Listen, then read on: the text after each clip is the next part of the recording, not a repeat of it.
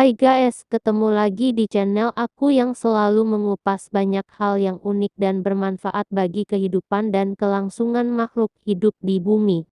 Kisah ini diceritakan oleh salah satu ajudan Presiden Republik Indonesia yang pertama.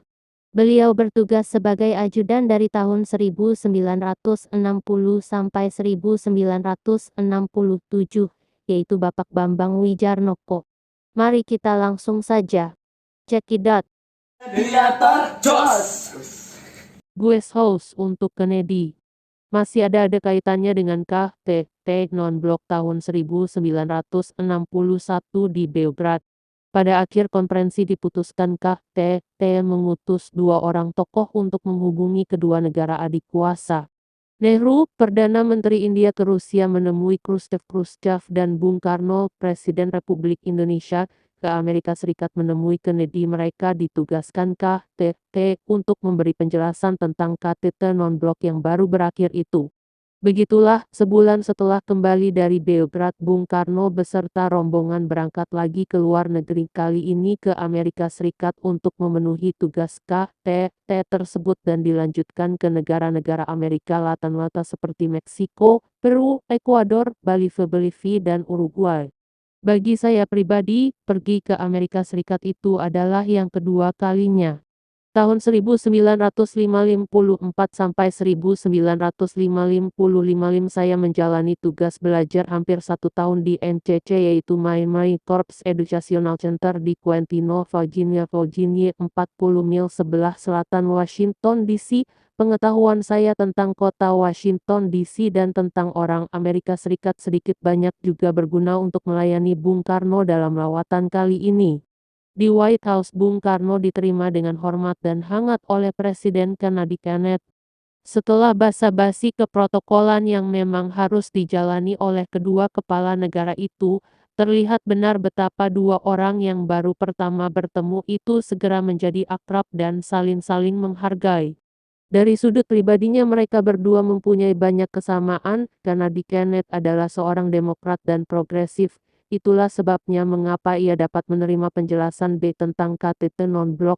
Namun Bung Karno bukanlah Bung Karno kalau ia tidak sambil menyelam minum air. Waktu yang tersedia dalam pertemuan dengan Kennedy itu hanya sepertiganya saja ia gunakan untuk membicarakan soal KTT, yang 2/3 ia gunakan sebaik-baiknya untuk kepentingan Indonesia, yaitu soal Irian Ria Barat. Dengan penuh keyakinan dan kecakapannya ia jelaskan bahwa Irian Ria Barat harus kembali ke pangkuan Republik Indonesia.